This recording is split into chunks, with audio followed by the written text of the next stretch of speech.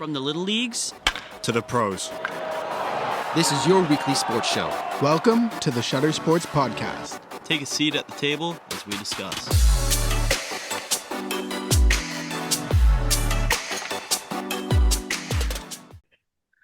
Welcome back to the Shutter Sport Podcast. I'm your host, Eli, and today I'm joined by Lucky, Austin, Finn, and Cam. On today's episode, we will be discussing the NBA Conference Finals.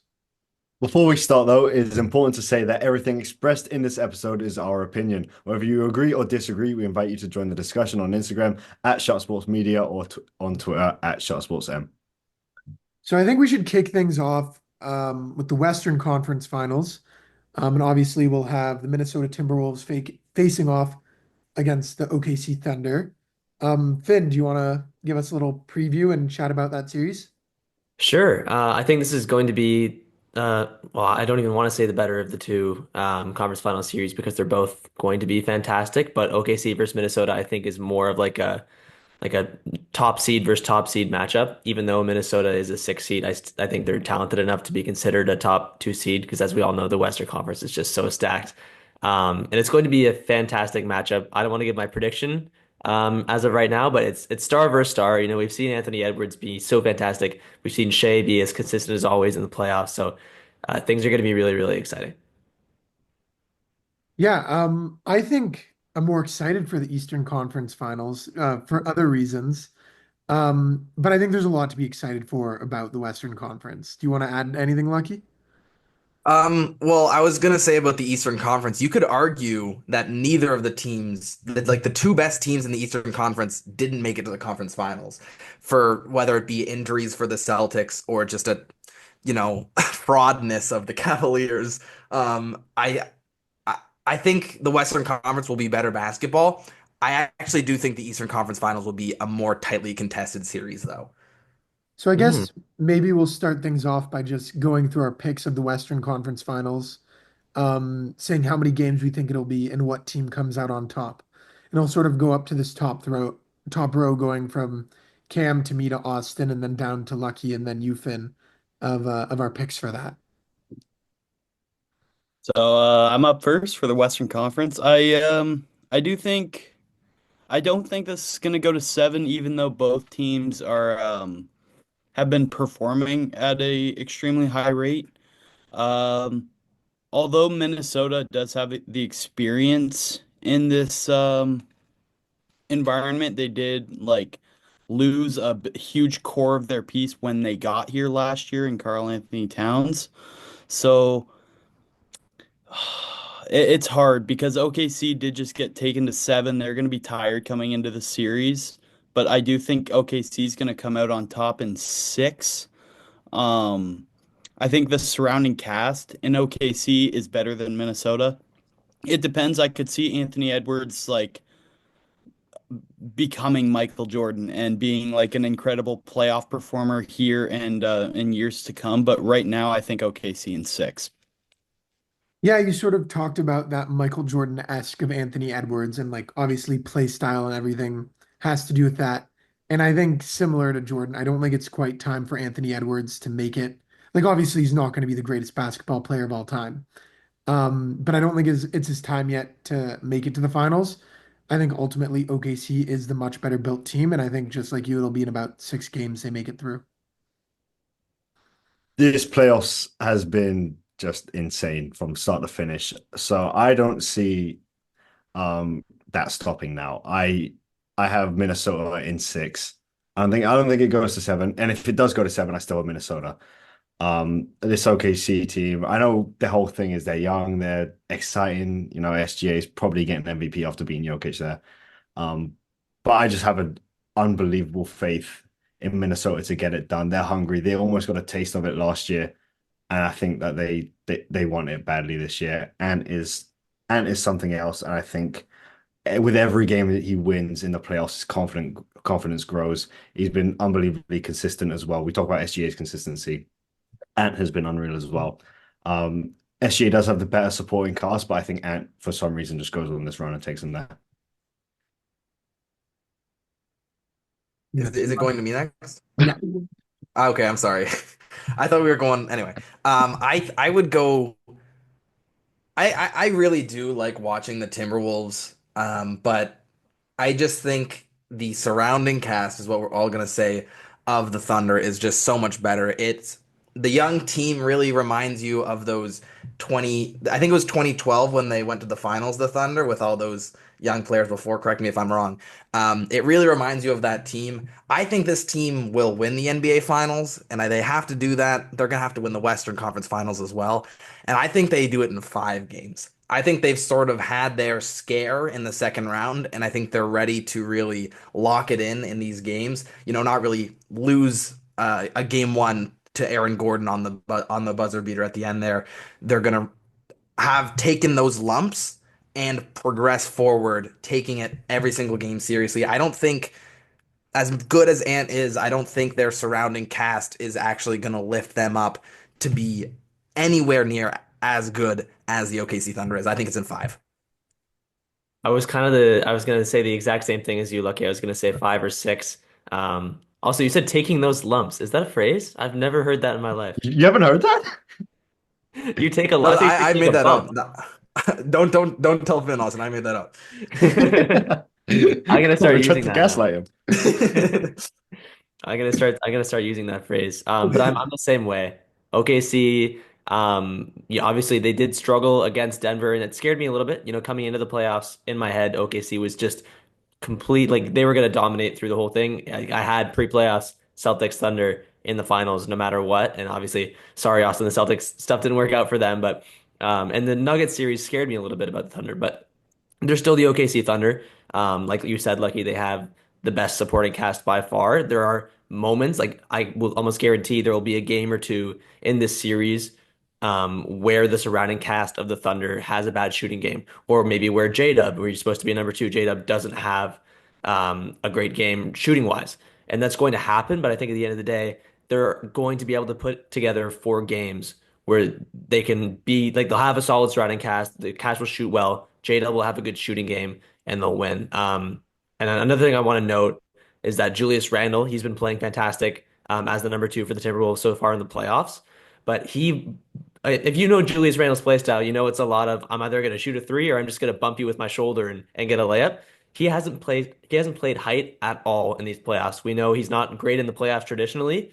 And you look at the first round, they're playing Jackson Hayes on the Lakers. Second round, the Warriors don't run anybody besides Draymond and Jimmy Butler, which they're great defenders, but they're not great post defenders, and they're not tall enough to do anything. If Julius Randle's just going to bump you and put the ball above your head.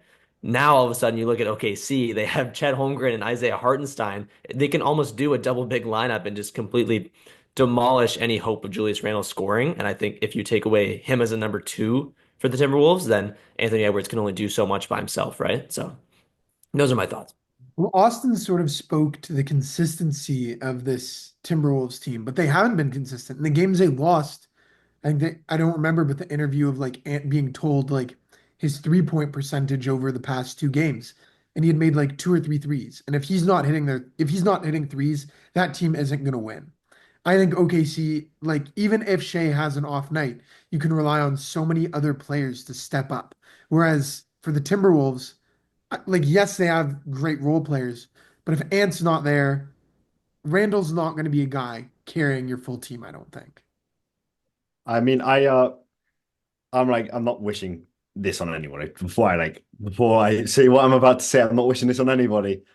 But it's like if the Celtics series proved anything, it's that an injury can change a series like that in an instant. Tatum had 42 before going down with that Achilles. Like, if something like that, I'm not, yet again, not wishing this on anybody, but if something like that happened to this amazing OKC team who has several stars, it could majorly impact them mentally and also on the court as well. So it's like, I'm not saying that's going to be a factor. Hopefully, it's not a factor because this hopefully is a healthy, very, very good series.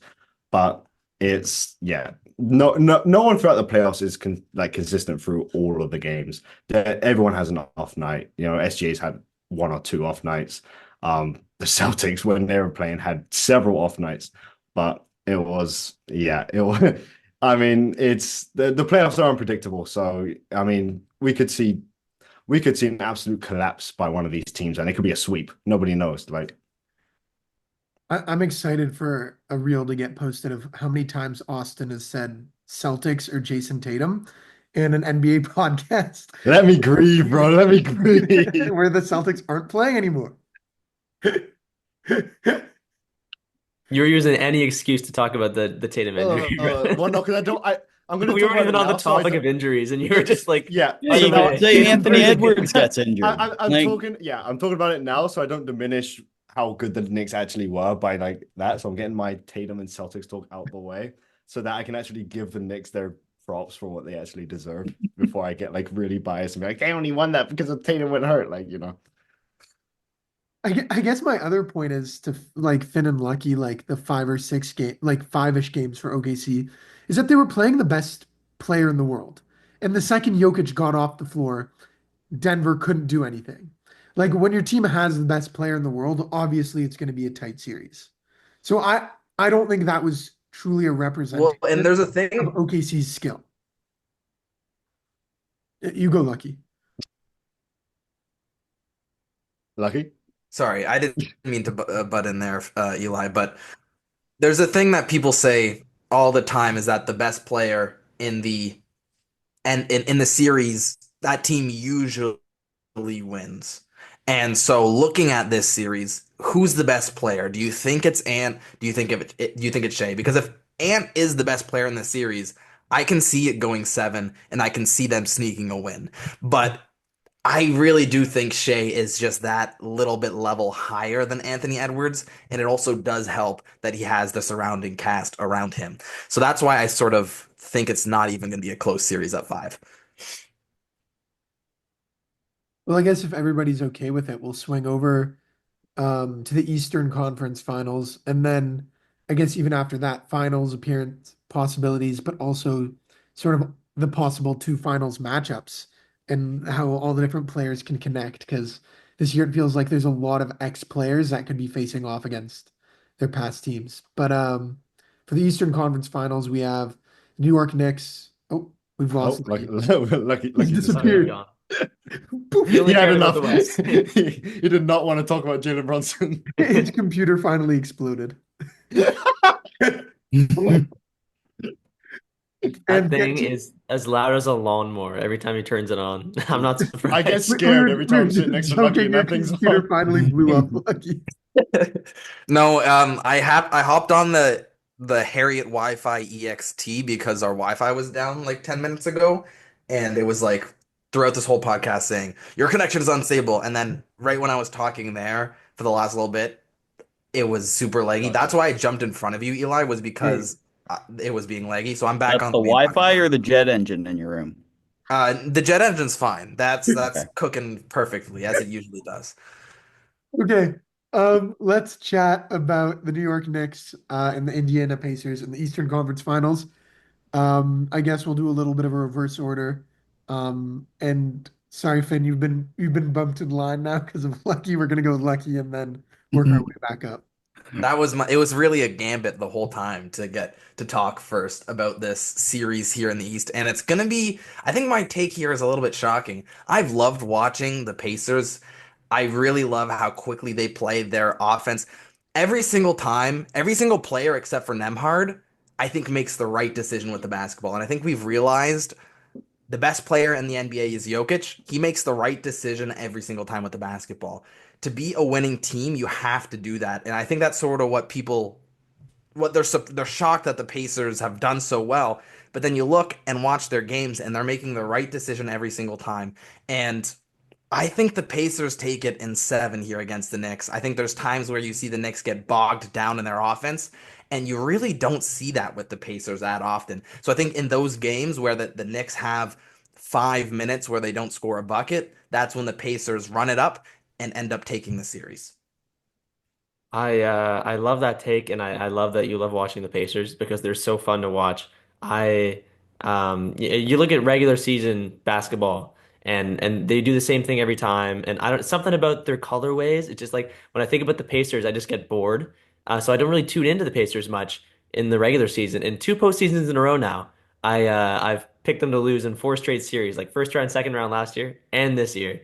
I picked them to lose, and I've been proven wrong every time. So I honestly could see a world where the Pacers win, and that's what's so exciting about this Eastern Conference Finals.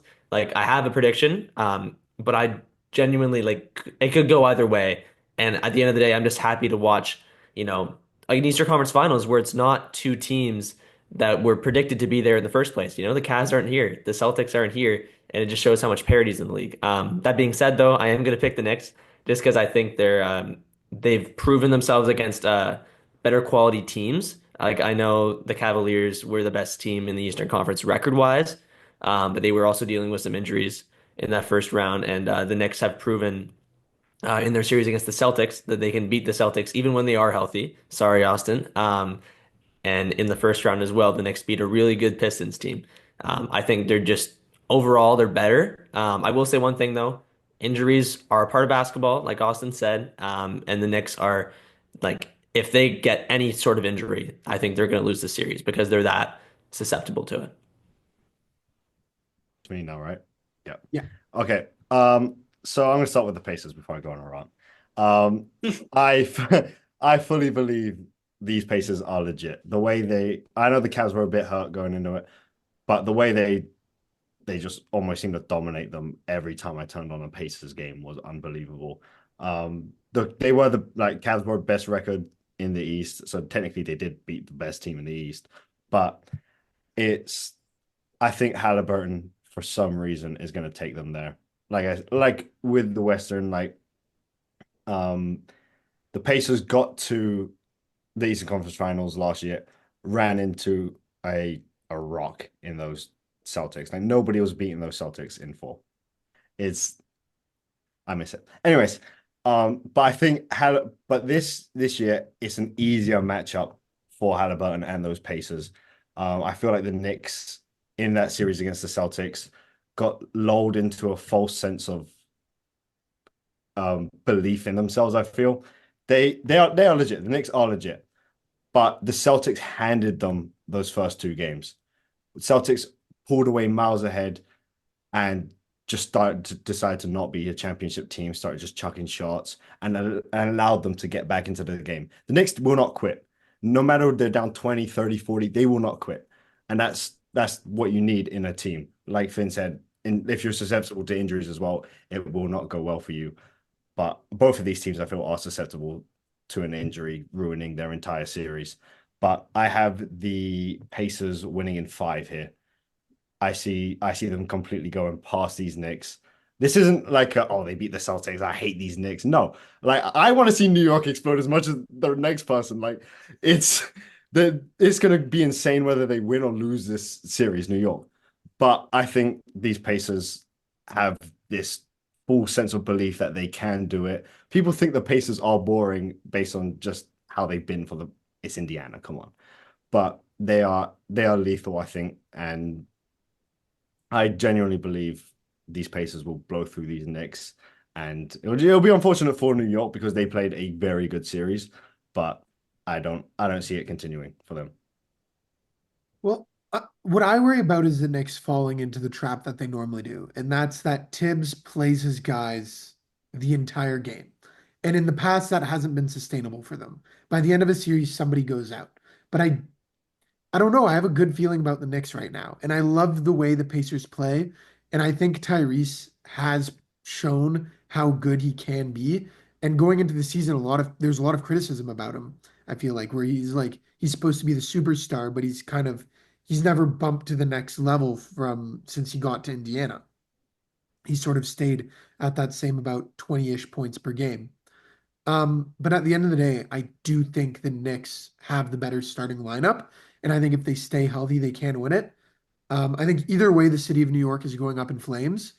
But I think it's going to be Knicks in six by the end of the series. I think just reflecting on the trade with the Kings, with De'Aaron Fox, it must just suck to be a Kings fan right now. I mean, such a disappointing end to your season.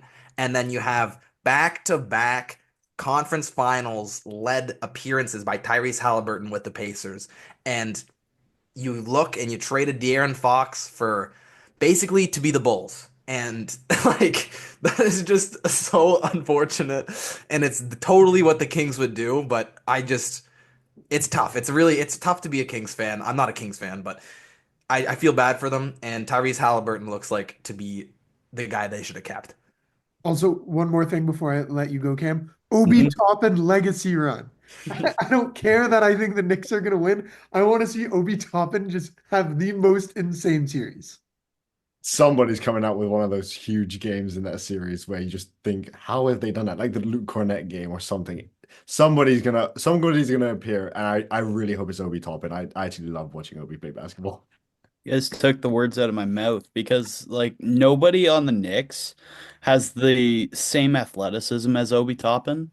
Like he really has a distinct role that doesn't match up against the Knicks. Like I get that Josh Hart has the same has hustle and can maybe keep up with Obi Toppin, but the physicality that Obi brings, I do think he could be the key guy off the bench for the Pacers.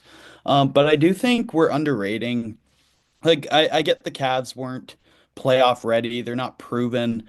It's one thing to beat the number one seed in the playoffs, but the Pacers beat them in 5 games.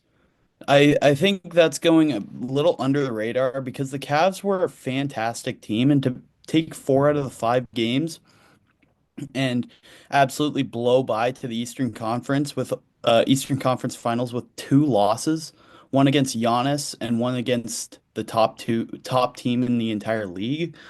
Like I do have the Pacers in 7. I think Tibbs will run his players into the ground.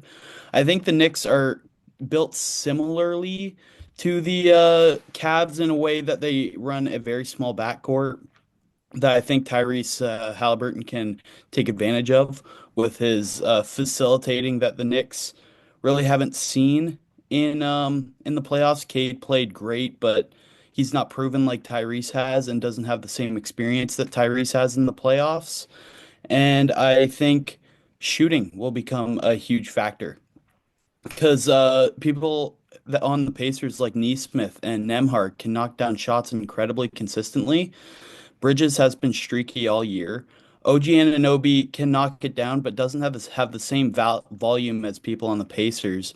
So, and Cat being such a 3-point threat, I think Miles Turner poses the exact same threat. So I think the bigs even out as well. And I think Halliburton will kind of I think he'll take advantage of the less of a physical defensive game that Brunson plays. Brunson is very offensive, and if he has a bad game and the surrounding cast doesn't knock down shots because they played 44 minutes a game, I could see the Pacers winning close games every time just because of the surrounding cast they have and the style of play that they have. Yeah, I like that. I was gonna speak to what Cam was saying. I didn't even think about that, but you're right. Tyrese Halliburton on Brunson is going to be a massive matchup.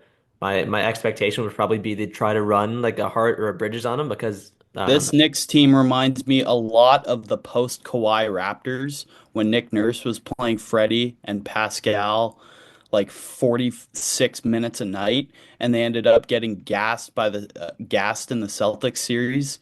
So I could definitely see that exact same thing happening for the Knicks, and every close game will go to the Pacers in the end because they have fresh legs on the floor.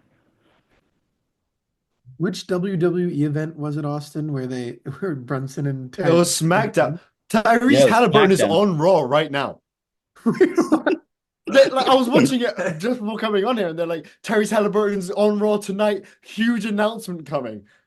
And like they showed like a whole package of like when they like met up, but like he's like on Raw right now. What's the announcement? I don't know. I had to do this before he announced the announcement. Let me quickly try and find it if he's gone on Raw yet. Well, guys, because let's finish the podcast early. I Yeah. want to know what's going on. we've seen players from both of these series do pretty funny things throughout the playoffs. Like Tyrese is flying out that poor Pacers fan that was in New York and had like trash thrown at him and he was just heckled. And then there was Cat was wearing a shirt with some guy like this video of a He Knicks was fan taking the L in the streets of New York. and Yo, Cat was wearing a shirt with his face on it. Um, the Halliburton announcement was just that he's going to appear in the WWE 2K25 video game. But he's Oh, in his home. He's not actually on Raw. He's in his home. They, boo. they, they satellite him in, so that's anticlimactic, but whatever. Where where's is where Halliburton is the Royal Raw Rumble being held? appearance? I have no idea. Not in Indiana. Do we want to chat finals quickly before we wrap up? Yeah. Can dabble. Yeah, so we could see a lot of old teams, old teammates facing off against each other. Like obviously with the T-Wolves, if it was T-Wolves Knicks, they obviously had one of the biggest offseason moves, sending Cat for Randall and obviously other small pieces, but I won't go into that trade. And then also even with OKC, Hartenstein was an ex-Nick. Um, for Indiana, it's Obi and the Knicks for the coming up series, but Same with I OG and Pascal. OG and Pascal, like I genuinely don't know what I think. Like obviously I've made my predictions, but I think it could be any four of these teams going to the finals. And I don't think I've felt that way about um the conference finals in a long time. I'm just excited to see like one of these young stars is or youngish stars are getting a ring this year. And Mhm. I mean, it's like it can almost cement like a new era in the league. As in, like it's really exciting seeing four teams that nobody would have really picked to other than OKC to be in this position. Nobody can really say any of these teams are super teams. No, no, not other than OKC's I wouldn't the even say strongest OKC team is a I think super team. left. OKC's about to They be. built through the draft. They built through Yeah, trades. They didn't go out and sign a big star. Like none of these teams really did that. They built through true, trades true. and But a they super built through the team mean draft. you have to sign someone, or I you can think build a so. super team because they I think you have have to the sign current somebody. MVP. I think OKC they is the byproduct of a super team. They traded for Shea and J Dubs. Those were both trades. Mhm. If you really want to think about it. No, but I agree. I think if you look 3 years in the future, I think OKC is gonna look like a dynasty just from that. Like they're gonna look like they were a super team. But these guys are very young and they still are learning how to play playoff basketball. My I do think what the NBA has been missing a little bit is they've been missing a dynasty and they've been missing an antagonist where everybody is sort of they're rooting for their own team, but there's nothing to really come together and root against. And I think OKC, if they win the championship this year, can become that for the league to bring it and bring back the interest in the NBA from not like the diehard fans like we are, but more from the people who are just like, okay, I'll just turn on the TV. Oh, I know who OKC is. I know their stars, right? Where now it's sort of like, oh, who's on Indiana from those types of people, right? Oh, the Knicks, they have Cat now, like stuff like that, right? I think if there's an antagonist and somebody to root against to get the general public interested, I think that's going to bring the NBA a lot of new fans. Well, I I like that we haven't seen a team win twice since 2019. Like it's been refreshing that it's not like we had that lull of Warriors and Cavs and before that the Spurs and everything. And it's sort of been like in Miami in that point, but it was like since 2019 it's been a new team every year. And I don't think it's going to be OKC that's going to come out of like as that antagonist or villain role. I think Anthony Edwards has started to kind of like play that, like just with what he was doing after the Warriors series and everything. I think he's just sort of playing that bad guy role now. Like he's the bad if boy almost. if OKC become that dynasty that Lucky was talking about, I can see the general consensus of fans because people hate seeing dynasties. They hate seeing people be successful all the time. Like But they Mahomes love came, to watch it. yeah, Mahomes came into the league. Everyone's liked him. He started winning, and everyone's like, "Oh, I'm not sure about this guy now." I think the exact same thing will happen at SGA, which is unfortunate. But I think someone's got to be the face of that dynasty, and someone's got to be the guy that's got to be hated. And I think it will be him because he will be the guy for that dynasty. And if he keeps winning, people don't like that. People don't like someone who keeps winning. It's a natural thing. Nobody likes it, and if he does it, it won't go well for him, I think. The funny thing is, I think the Knicks could also be that antagonist team. So I now could literally, totally see the Knicks being yeah. that villain face in the league. I think the only team in the playoffs that couldn't be that team is the Pacers, and that is just truly because of how smiley of a team they are. Like Tyrese and Pascal are both like always huge smiles on their face. And then you go to Miles Turner, and that's a guy with like a multi-thousand-dollar Lego collection in his house. Mhm. Like, how can you hate on these guys? Like, Yeah, each of these, like, if any of these three of the teams are, I'm taking out the Pacers out of this, but if three of those teams keep winning, there will be antagonists. So the New York fan base, as much as people like it, they will be insufferable if they keep winning. The OKC, their fan base is whatever. I don't see much of OKC fans until they stop I winning. think that's part of the reason I think the Knicks are going to be the villain of the league because of how much the fans vote The fan them base winning. have to do it as well. Like Yeah. you can't just hate a team for winning. The fan base, no matter what, whoever starts winning, they become insufferable. Like the fan base will become insufferable. The Boston fan base, when we're on top, we're insufferable in any sport.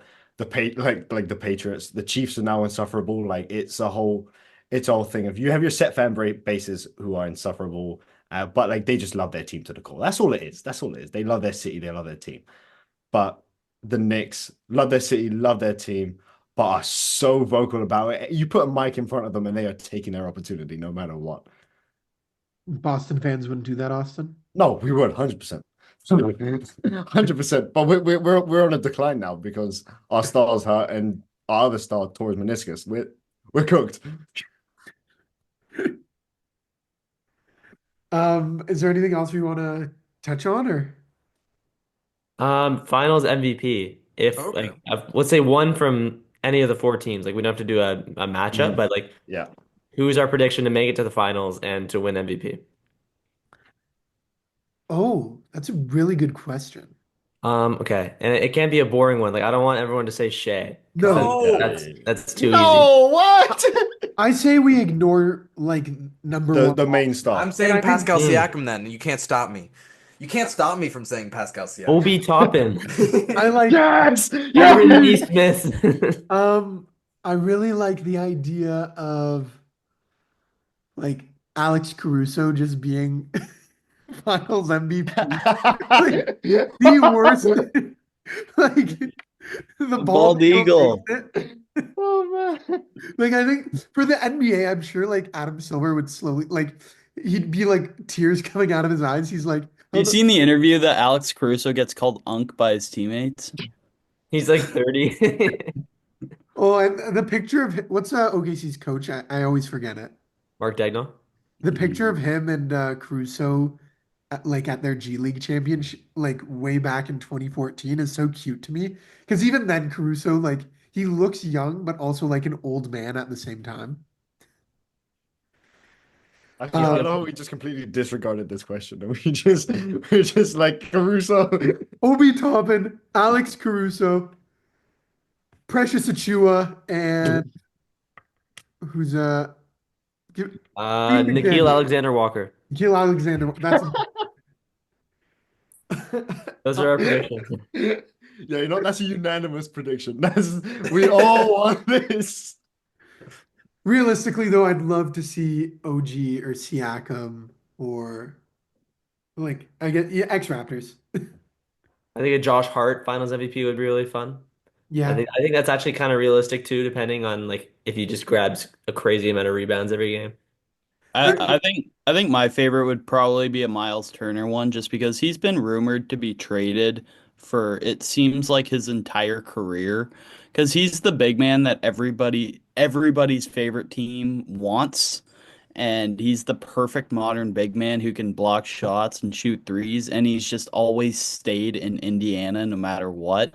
So I feel like a final, let alone a championship, a Finals MVP for Miles Turner would hit so good. I Here, want a here's a hot Neesmith take for you MVP. guys. I despise finals MVPs that aren't the best player on the team. Last year, when Jaylen Brown won it, it pissed me off so much. Just because looking back 50 years from now, you're going to think Jaylen Oh, Brown was the I best player on that like team, and he look at was the the reason they Andre won a Iguodala one. championship. That pissed me off too. That one's Um, awful. Iguodala. but but you're gonna look back and say, okay, Jaylen Brown is what won them the championship. Iggy is what won them the championship. When really it was JT. It was Jason Hmm. Tatum, right? JT led in the three major statistics and didn't get Finals MVP. It was crazy. I'm just Jaylen Brown saying, got it off of efficiency. as much as it's fun to see a guy who doesn't get recognition that much win a Finals MVP, I think it's super fun and nice for them. Despise it every single time it happens. This might be a hot take, but if the Knicks did win the finals, I think anybody in that starting lineup except Cat could quite easily win Finals MVP. Oh, I You don't think think Cat Cat could? could. Cat? I don't I think think Cat's Cat the kind of guy. 100% could. I don't think he's going to take over in the I finals. think he's the most consistent offensive piece on that team. They I don't get don't him the think ball enough for consistency him to gets you show it. the Finals MVP though. I think it's if your superstar performs at the highest level, or if you have a guy sort of come out of left field. Mm. Cat, like he could be hit or miss with that, I feel. He could either like be the guy for them for some reason or just disappear. I think. But it just What you're depends how saying much is they you give their don't want center a the ball. James Johnson Finals MVP. We only have a minute left, so do you want to rip a Do the quick outro. answer while I Do the still? Oh, it's me. Okay. Why not? Is it? Might hold on. Okay. Okay, well that is everything. I hope you guys enjoyed this conference finals preview from myself, Finn, Eli, Cam, and Lucky. Like I said, it's all our opinion. Please debate us on this on Instagram at Sharp Sports Media or on Twitter at Sharp Sports M. And yeah, also while you're there, give us a follow. And we will most likely maybe come out with a finals preview once this is all done and dusted. Bye bye. So bye bye everyone. Do we want to hop on a call on Instagram or something? It's been nice talking to people. I'm down. I We can for can a little dabble. bit, sure. We can dabble. Okay, here. You gotta end the recording. End the recording. End the recording.